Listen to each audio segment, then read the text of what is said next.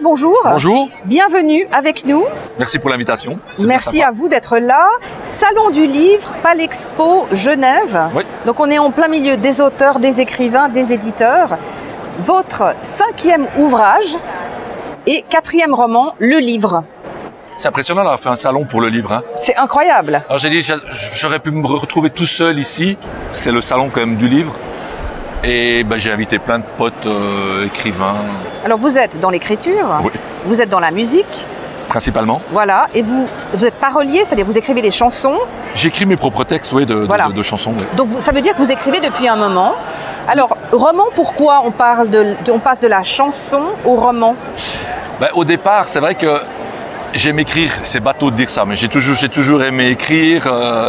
J'ai encore des brouillons, j'ai le brouillon d'un livre que j'ai écrit à 14 ans. J'ai jamais eu le courage d'aller plus loin qu'une chanson. C'était plus facile d'écrire un texte de 3 minutes qu'un roman.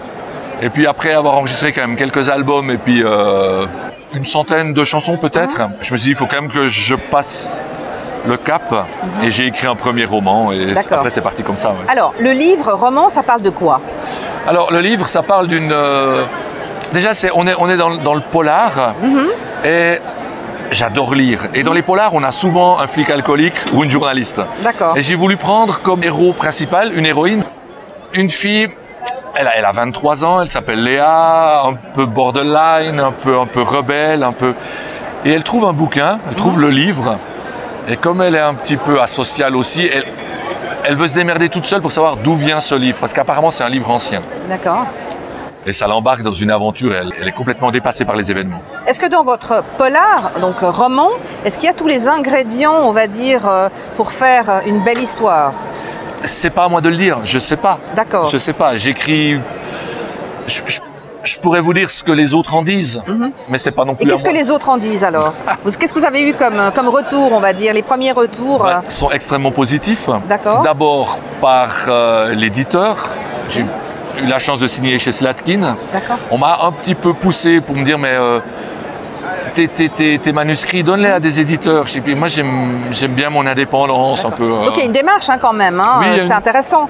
Par contre, si on devait parler des thèmes que vous abordez, à part la journaliste dont on vient de parler, quels sont les thèmes que vous abordez qui vous semblent essentiels? Parce qu'on passe toujours un message quand on écrit. Moi quand on me dit je l'ai lu en 2 jours, ça veut dire que c'est facile à lire. Que ça vous embarque? Oui. Pour moi, c'est ça qui est important. Mais comme en musique, on vient à un concert. Moi, j'adore quand les gens disent « Oh, on s'est amusé ». Et on ne réfléchit pas à d'autres choses, on se laisse aller. Et l'écriture, pour moi, c'est la même chose. Il faut que ce soit le plus simple, le plus basique possible. Un pur plaisir. Mais c'est ça. D'accord, un moment de pur plaisir.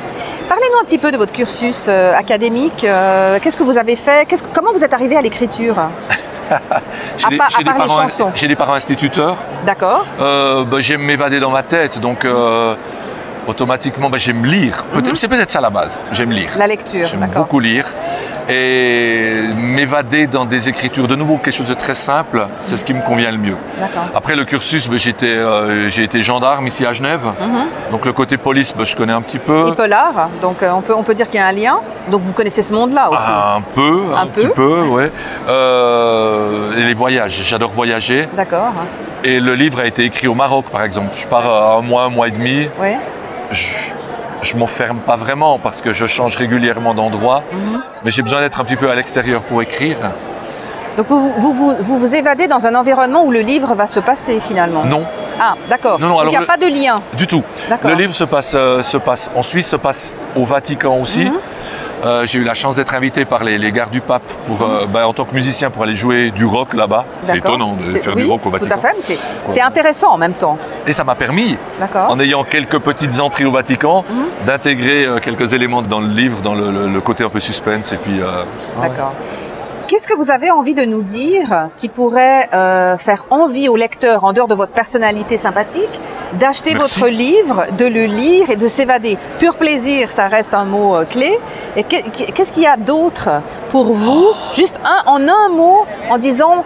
Venez vous précipiter, on a vu plein de monde tout à l'heure qui était en train de... Un mot, curiosité. Curiosité. Vous êtes curieux, allez hop. D'accord.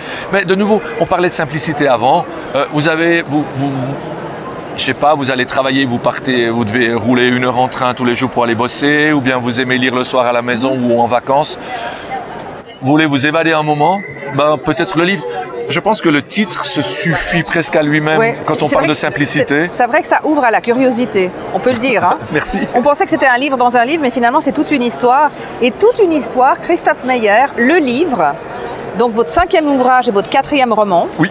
On aimerait vous remercier de votre présence pour cette interview, d'avoir partagé avec nous ce moment.